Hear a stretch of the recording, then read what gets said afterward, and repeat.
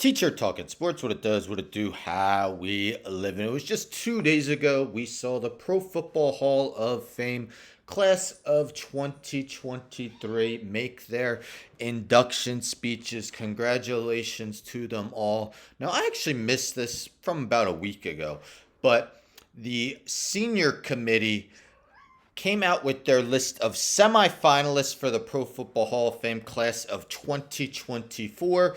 So they dwindled it down to 12 semifinalists. So to be part of the senior committee, you must have last played no later than 1998.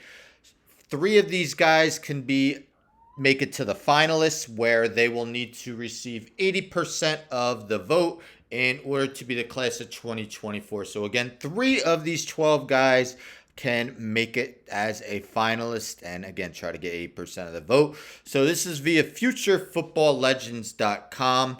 Following players are the 12 senior semifinalists for the Pro Football Hall of Fame class of 2024. So you see, they have something called the Legends score. I'm not actually sure how they compile that, but I thought we could quickly go over each of the 12 candidates in the order they're listed. So Eddie Metter played back in the 60s, 70s. In his 12 seasons, 46 interceptions, returned 5 for touchdowns, 6 Pro Bowls, 2-time first team All-Pro, a member of the Hall of Fame All-1960s team. Then we have Al Wistert, the offensive tackle, played in the infancy of the NFL. 9 seasons, was a 4-time first team All-Pro, won 2 NFL championships in the pre-Super Bowl era, a member of the Hall of Fame All-1940s team. Max Seaborn, another longtime Eagle, also Ram. In his 12 seasons, the linebacker was named to 9 Pro Bowls, one-time first-team All-Pro, intercepted 18 passes in his career. Randy Gradisher, the linebacker, played 10 seasons, 7 Pro Bowls, 2-time first-team All-Pro. He was named the 1978 Defensive Player of the Year, intercepted 20 passes in his career.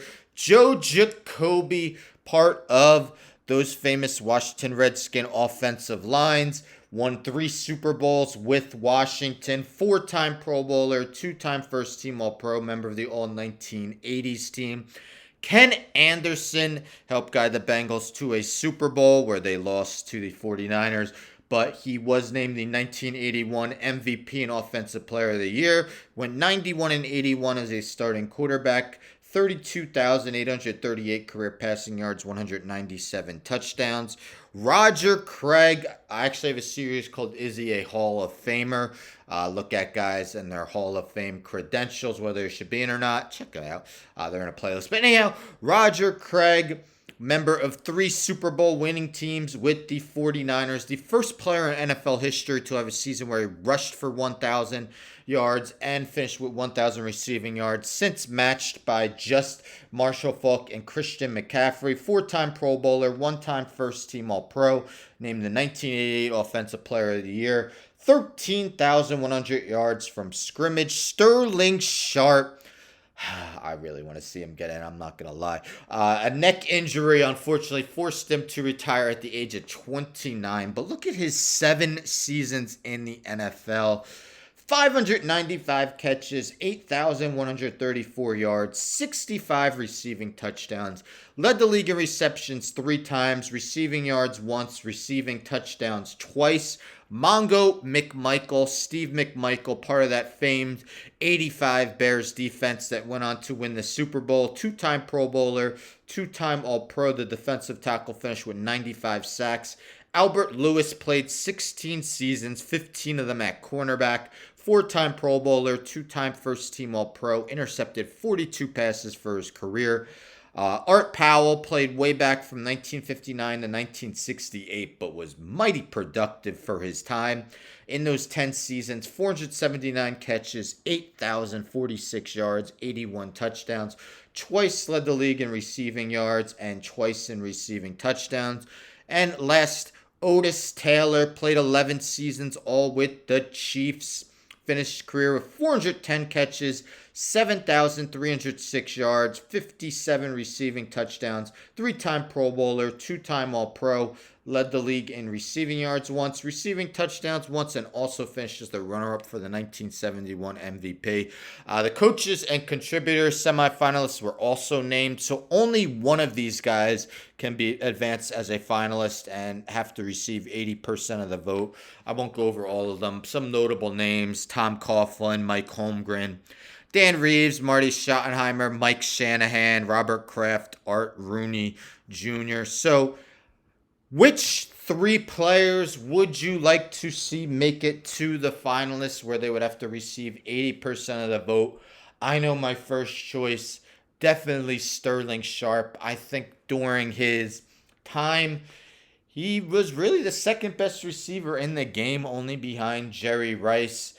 He didn't have Brett Favre that whole time. He unfortunately had to retire early, or he would have had a lot more time with Favre. I believe just his last 3 seasons were with Favre. Prior to that, Don Mikowski. So Sterling Sharp would be one. I don't want to go with three offensive guys, but I might have to. I think Ken Anderson is the best quarterback in Bengals history. Really was, for his time, one of the better quarterbacks in the league for much of his tenure in the 80s, former MVP.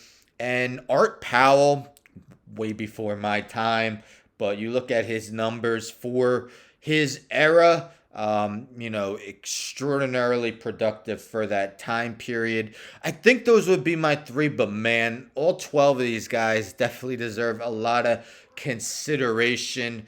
Roger Craig, first 1000, 1000. Mongo McMichael, I know he's been having health issues of late. Really hope he gets better. Joe Jacoby, part of some legendary Washington offensive lines. Maxie Baughan, 9 Pro Bowls. So tough to limit it to 3. But let me know in the comments which of those 3 you would like to see be in the finalists. Which guys you think should be a part of the class of 2024. Anyhow, don't forget to subscribe. Tell a friend to tell a friend to tell a friend to subscribe. Like the video, share the video, hit the bell for notifications. I'm out.